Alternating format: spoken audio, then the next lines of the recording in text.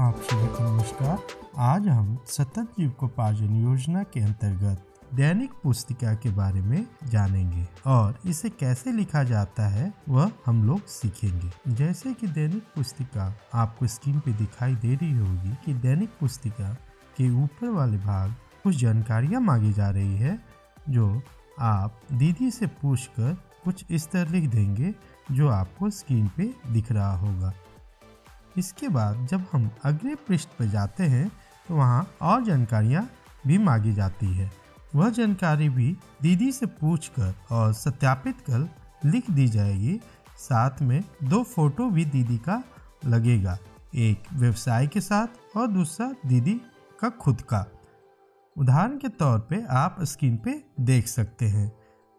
जब हम अगले पृष्ठ पर जाते हैं तो हम लोग दैनिक पुस्तिका के इसी पृष्ठ पे इसी प्रारूप में हम प्रतिदिन दैनिक हिसाब दीदी का व्यवसाय का लिखा जाता है। इसमें दीदी व्यवसाय में जो भी रोजाना लेन देन की जाती है या फिर जो भी पारिवारिक खर्चा दीदी का होता है उसे यहाँ हम अंकित करते हैं। तो चलिए हम उदाहरण के तौर पे देखते हैं कि कैसे इस दैनिक पुस्तिका को, जो दीदी की पुस्तिका भी कही जाती है, उसे हम भरेंगे।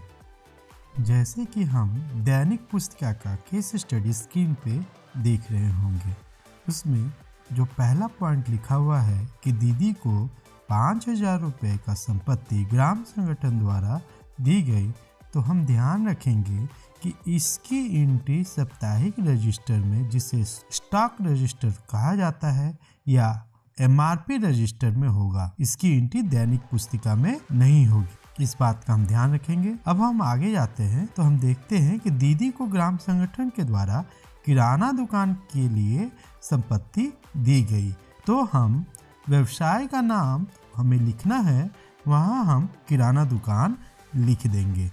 इसके बाद हम दिनांक में आते हैं तो दीदी पहली बार दुकान 4/10/2021 को खोली है, तो हम दिनांक में 4/10/2021 लिख देंगे। उसके बाद दिनांक का जो दिन होगा उसे दिन वाले कॉलम में लिख देंगे। इसके बाद प्रारंभिक नगद राशि।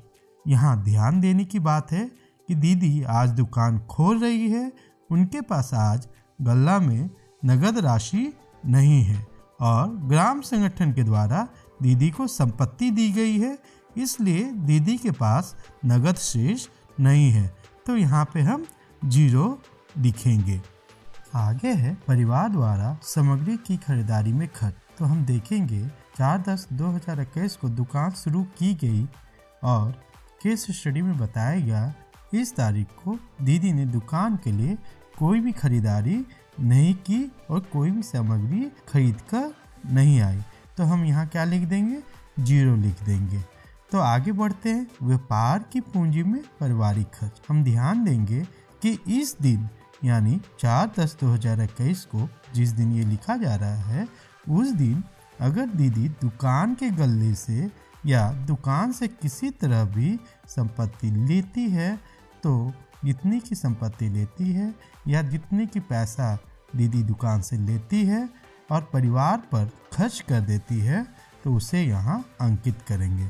और तो देखते हैं केस स्टडी में दिया हुआ है दीदी ने 20 रुपया व्यापार की पूंजी से पारिवारिक खर्च किया, तो हम यहाँ 20 रुपया लिख देंगे। अब बात आती है व्यापार संबंधित खर्च। दीदी ने दुकान में सामान बेचने के लिए पन्नी खरीदा या व्यवसाय के लिए स्टॉक खरीदारी करने के दौरान यात्रा भत्ता या नाश्ता की, तो हम यहाँ व्यवसाय संबंधित खर्च में लिखेंगे।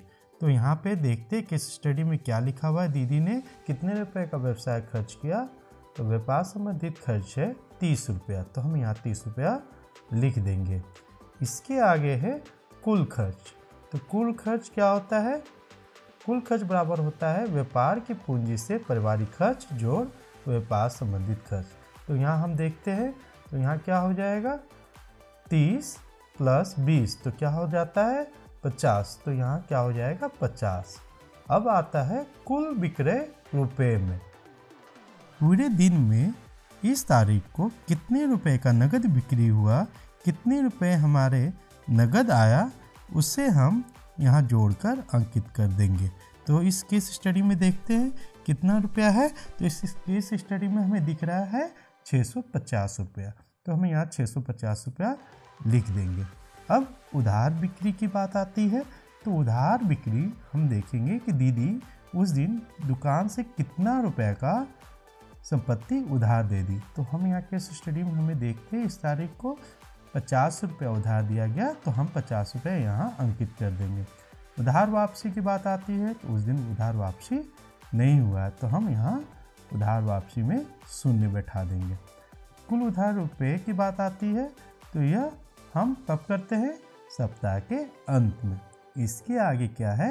अंतिम नगद शेष राशि। तो अंतिम नगद शेष राशि कैसे निकलता है?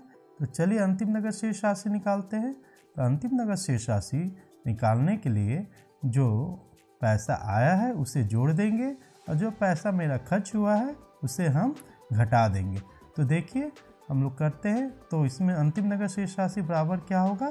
प्रारंभिक नगद राशि जोड़ कुल विक्रय जोड़ उधार वापसी माइनस परिवार द्वारा स्टॉक खरीदारी में खर्च माइनस कुल खर्च माइनस और उधार बिक्री। तो देखिए यहाँ पर कितना आ जाता है हमारा 550 रुपया। अब हम केस स्टडी में देखते हैं कि कुल पारिवारिक खर्च कितना था, तो 70 रुपया। तो हम यहाँ 70 रुपया अंकित कर देंगे। अब हम दूसरे दिन जब हम जाते हैं तो दूसरे दिन फिर दिनांक लिखते हैं, फिर दिन लिखते हैं और प्रारंभिक नगद राशि हम यहाँ पर जो लिखेंगे वह होगा हमारा अंतिम नगद शेष राशि। जब दीदी दुकान बंद करती है तो उनके गल्ला में कितना रुपया होता है वही राशि हम यहाँ लिखते हैं। तो हमने देखा था कि अंतिम नगद शेष राशि कितनी थी? 550 रुपया। तो वही हमारा दूसरे दिन का प्रारंभिक नगद राशि बन जाता है। दीदी वही पैसा गल्ला में लेके बैठती है, तो हम यहाँ क्या लिख देंगे? 550 रुपया। अब आगे देखते हैं परिवार द्वारा स्टॉक खरीदारी में खर्च, तो 300 रुपया है, तो 300 रुपया लिख दिया। व्यापार की पूंजी से पारिवारिक खर्च केस स्टडी में 40 रुपया दिया हुआ है, तो हम 40 रुपया लिख देते हैं। अब व्यापार संबंधित खर्च यहाँ देखते हैं क्या है। तो केस स्टडी जब हम पढ़ते हैं तो देखते हैं कि दीदी ने व्यापार के लिए 25 रुपये का थैला खरीदा था, तो हम यहाँ पे 25 रुपया लिख देंगे। अब उसके आगे आते हैं तो हम कुल खर्च निकाल लेते हैं। 40 + 25 65, तो हम 65 लिख देते हैं। कुल विक्रय हम लिख देते हैं। केस स्टडी में क्या किया गया? 675 रुपये का दीदी ने सामान बेचा, तो हम 675 लिख दिए। अब उधार बिक्री कितनी हुई? तो केस स्टडी में दिख रहा है कि 25 रुपये का उधार बिक्री हुई और उधार वापसी कितना? तो 10 रुपया।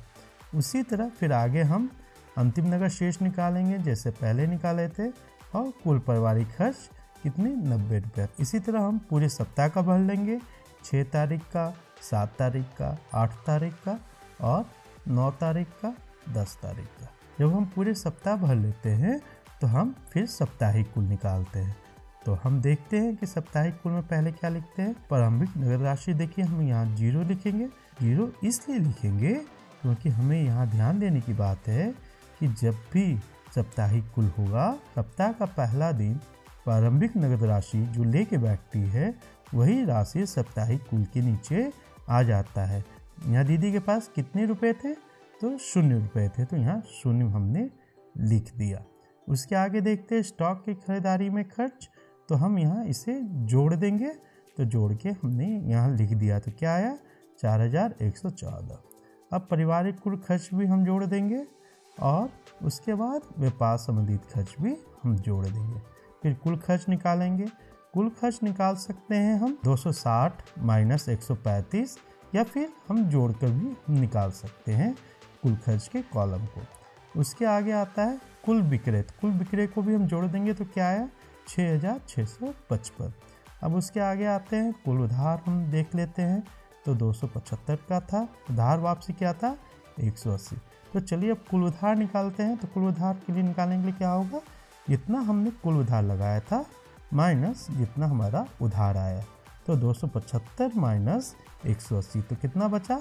95। तो हम 95 यहाँ अंकित कर देंगे। उसके बाद हम क्या करते हैं? अंतिम नगद शेष राशि। जो अंतिम नगद शेष राशि होती है, जो सप्ताह के अंत में जो हमारा पैसा बचता है गल्ला में, वही हमारा अंतिम नगद शेष राशि होता है। तो यहाँ पे हमारा अंतिम नगद शेष राशि देखिए, रविवार को कितना बचा था, 2051 रुपया। तो हम यहाँ 2051 रुपया लिख देंगे। अब कुल पारिवारिक खर्च भी यहाँ हम कर लेते हैं। यहाँ क्या है, कुल पारिवारिक खर्च 690 रुपया। तो ये साप्ताहिक कुल किस दिन किया गया, 11 तारीख को किया गया। जब हम 11 तारीख की एंट्री करते हैं तो दिनांक लिख लेते हैं और उसका दिन भी लिख लेते हैं। जब यहाँ प्रारंभिक नगद शेष राशि की बात आती है तो पिछले दिन जो भी हमारा गल्ला में बचा हुआ पैसा था, अंतिम नगद शेष 2051 रुपया, वह यहाँ पे लिख लेंगे और उसके बाद हम आगे पूरे दिन का लेन देन का एंट्री हम अंकित करते हुए आगे बढ़ जाएंगे। तो हमने इसे कर दिया है, इस सप्ताह का भी कर दिया है। साप्ताहिक कुल में हमने पहले भी बताया था, सप्ताह के शुरुआत में जितने रुपए दीदी गल्ला में लेके बैठती है, पहले दिन प्रारंभिक नगद शेष राशि जो होगा तो 2051 रुपये, तो 2051 रुपये लिख दिए। फिर उसी तरह परिवार द्वारा स्टॉक खरीदारी में खर्च, तो हमने उसे जोड़ दिया। व्यापार के पूंजी में पारिवारिक खर्च मैंने जोड़ दिया। व्यापार के संबंधित में खर्च उसे भी जोड़ दिया। कुल खर्च फिर हमने जोड़ के लिख दिया। उसके बाद कुल बिक्री भी लिख दिया, उधार बिक्री और उधार वापसी। अब यहाँ पे ध्यान देने की बात आती है कि जब हम यहाँ का कुल उधार निकालेंगे, हम ध्यान देंगे जो पिछले सप्ताह का उधार था और इस सप्ताह का उधार को जोड़ देंगे। जैसे 235 प्लस 95 माइनस इस सप्ताह के जो उधार वापसी आई 55 रुपये, 275 रुपये। तो 275 रुपये हम यहाँ लिख देंगे। अंतिम नगद शेष राशि हफ्ते के अंत में जो मेरा पैसा बचा हुआ था 1644 रुपये, और फिर कुल पारिवारिक खर्च हम यहाँ जोड़ के लिख देंगे 720 रुपया। तो हमने अब तक जाना कि कैसे दैनिक पुस्तिका में हम लिखेंगे। अब इसके आगे जब हम दैनिक पुस्तिका की अंतिम कुछ पृष्ठों पे आते हैं तो हम देखते हैं कि वहाँ पे आपको लाभार्थी सूचना रजिस्टर का प्रारूप मिलेगा, जो आप स्क्रीन पर देख रहे होंगे। यह लाभार्थी सूचना रजिस्टर एमआरपी रजिस्टर भरने के बाद यह लिखा जाता है। एमआरपी साप्ताहिक कुल करने का दिनांक अंकित करते हुए एमआरपी रजिस्टर से पशुपालन या व्यवसाय का कुल संपत्ति और आमदनी, लाभ और नुकसान देखकर भरेंगे। इसके बाद अगर उस सप्ताह में एलजीएफ की राशि मिलती है तो उसे अंकित करेंगे और समूह बैठक में कौन सा सामाजिक मुद्दे पर चर्चा हुई है वह चयनित मुद्दा में लिखेंगे। अगर एसजेवाई परिवार की कोई समस्या है तो उसे एसजेवाई परिवार की समस्या के शीर्षक में लिखेंगे तथा एमआरपी के द्वारा क्या सुझाव दिया गया या कोई पहल कही गई, उस पहल के अंतर्गत क्या कार्रवाई की गई, उसे कार्रवाई और सुझाव के शीर्षक में लिखेंगे और एमआरपी अपना हस्ताक्षर करके सत्यापित करेगा। इसके नमूने के तौर पे लाभार्थी सूचना रजिस्टर आप स्क्रीन पे देख रहे होंगे। तो हम इस तरह से लाभार्थी सूचना रजिस्टर भरेंगे। दैनिक पुस्तिका लिखने के समय कुछ बातों का ध्यान देना होगा जो आपको स्क्रीन पे दिख रहा होगा। आपका बहुत बहुत धन्यवाद इस वीडियो को देखने के लिए। अगला क्रम इस वीडियो को रखते हुए हम स्टॉक रजिस्टर और एमआरपी रजिस्टर भी उपलब्ध कराएंगे। आपका बहुत बहुत धन्यवाद।